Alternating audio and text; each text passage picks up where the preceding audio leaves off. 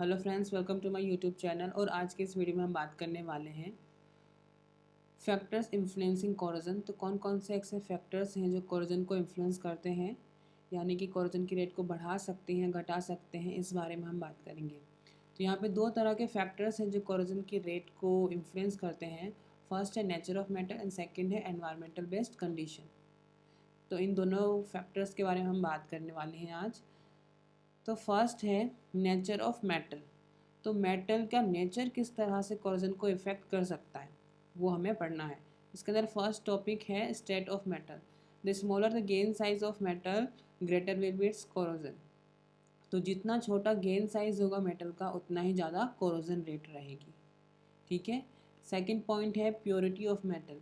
Pure metal are corrosion resistance in presence of impurity metal form galvanic and concentration cell, so rate of corrosion increases. तो इसका मतलब क्या है कि अगर आपने कोई भी प्रोडक्ट बनाने के लिए प्योर मेटल यूज़ किया है तो वो प्योर मेटल क्या होता है, कोरोजन रेजिस्टेंस होता है। ठीक है। लेकिन अगर उसके अंदर किसी भी तरह की इम्प्योरिटी मौजूद हुई तो वो क्या फॉर्म कर लेगी, गैल्वेनिक या कंसनट्रेशन सेल फॉर्म कर लेगी। अब इन दोनों सेल की फॉर्मेशन से क्या होगा, कोरोजन रेट बढ़ जाएगी। ठीक है। तो गैल्वेनिक एंड कंसनट्रेशन सेल किस तरह से फॉर्म होती है और क्या इफेक्ट करती है कोरोजन को, ये हमने पिछली वीडियोस में पढ़ा है। तो अगर आपको वो पता नहीं है तो एक बार आप वहाँ से पढ़ सकते हैं। लेकिन यहाँ पे सिंपल सी बात क्या कही जा रही है कि अगर आपने प्योर मेटल यूज़ किया है तो वो कोरोजन रेजिस्टेंस होता है। अगर उसके अंदर किसी भी तरह की इम्प्योरिटी हुई तो गैल्वेनिक और कंसनट्रेशन सेल बन सकता है। इन दोनों के बनने की वजह से क्या हो जाएगा, कोरोजन की रेट हाई हो जाएगी। तो हमें ये एडवाइस दी जा रही है कि हो जितना पॉसिबल हो उतना आप प्योर मेटल यूज़ करने की कोशिश करें। थर्ड है nature of surface film formed. if the film if the formed film of the metal surface is stable and protective, then corrosion will be less.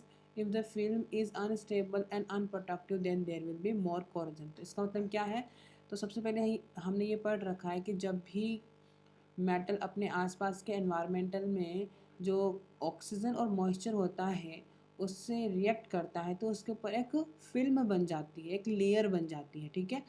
तो अब उस लेयर का नेचर डिसाइड करता है कि उस मेटल का कोरोजन आगे होगा या नहीं होगा। ठीक है। तो आई थिंक हमने फर्स्ट वीडियो में इसके बारे में बात किया था कि अगर मेटल अपने एनवायरनमेंट में उपस्थित ऑक्सीजन या मॉइस्चर के साथ रिएक्ट कर लेता है तो उसके ऊपर एक लेयर बन जाती है। उस लेयर को हम क्या कहते हैं, फिल्म। और अगर इस फिल्म का नेचर स्टेबल है और प्रोटेक्टिव है तो क्या होगा, हमारा मेटल जो है वो सुरक्षित रहेगा, उसके ऊपर किसी भी तरह का कोरोजन नहीं होगा। लेकिन अगर उस फिल्म का नेचर अनस्टेबल है और अनप्रोटेक्टिव है तो वहाँ पे कोरोजन रेट क्या होगी, बढ़ जाएगी और उस मेटल का कोरोजन फटाफट होने लग जाएगा। ठीक है। Now the fourth point is position in galvanic series. When two dissimilar metals are in contact, then metal at higher in the series corrode firstly, greater the difference in the position of metal, higher the rate of corrosion। इसका मतलब क्या हुआ कि अगर आपने दो dissimilar metal use किए हैं अपने प्रोडक्ट को बनाने के लिए तो जो मेटल गैल्वेनिक सीरीज के अंदर हायर पोजीशन पे आता होगा उसका कोरोजन पहले होगा।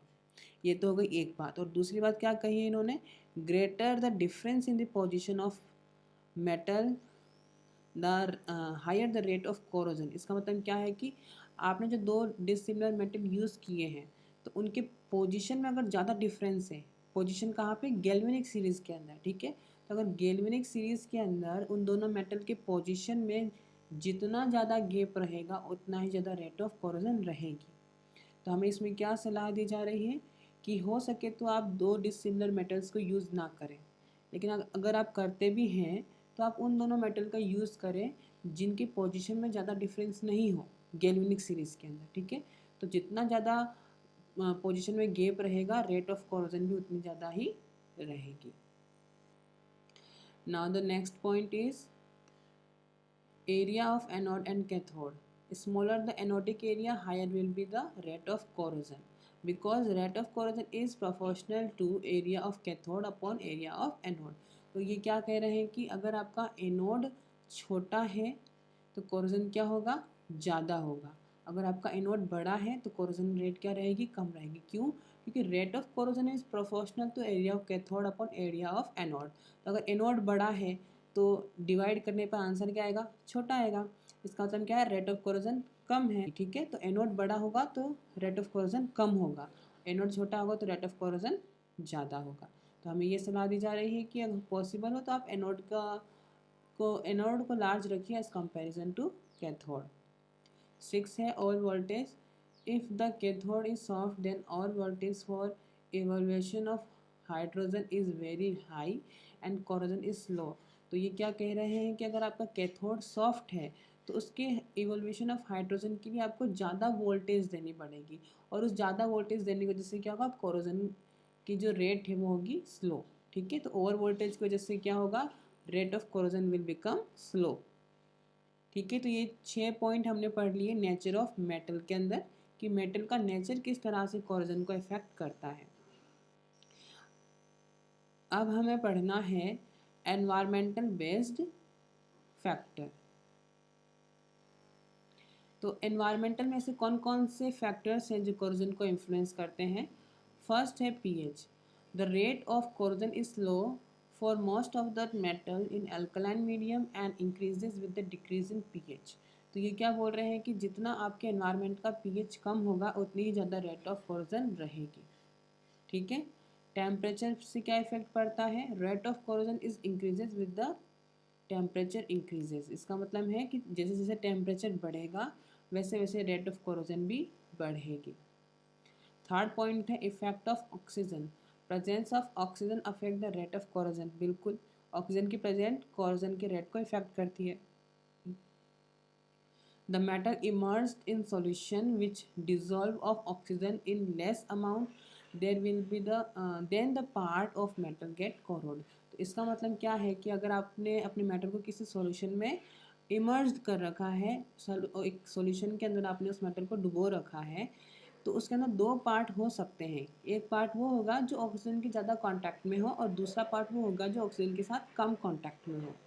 ठीक है, तो जो पार्ट ऑक्सीजन के साथ कम कांटेक्ट में होगा वो क्या होगा, कोरोड हो जाएगा। ठीक है, तो अगर आपका मेटल में कभी भी ये पोजीशन बनती है कि एक पार्ट ऑक्सीजन के ज़्यादा कांटेक्ट में है और एक पार्ट ऑक्सीजन के कम कांटेक्ट में है, तो इसका मतलब क्या होगा कि जो भी पार्ट कोरोजन के कम ऑक्सीजन के कम कांटेक्ट में होगा उसका कोरोजन हो जाएगा।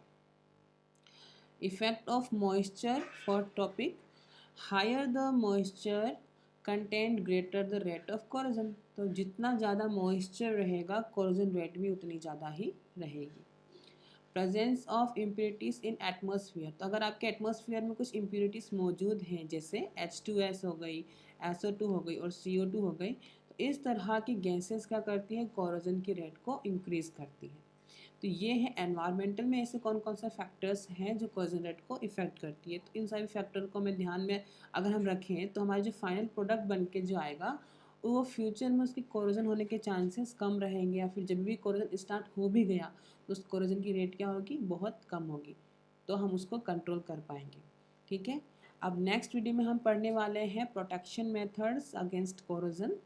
और अगर आपको इस वीडियो के नोट्स या पूरे चैप्टर के नोट्स चाहिए तो आप एक बार डिस्क्रिप्शन चेक कीजिए, और डिस्क्रिप्शन में मैंने कुछ बुक्स जो यूज़ करी हैं उनके लिंक भी दिए हुए हैं ताकि अगर हो सके तो आपको हेल्प मिल जाए। ठीक है, तो इस वीडियो के लिए इतना ही। अगर वीडियो अच्छी लगी है तो लाइक शेयर एंड सब्सक्राइब कर दीजिएगा। Thank you so much.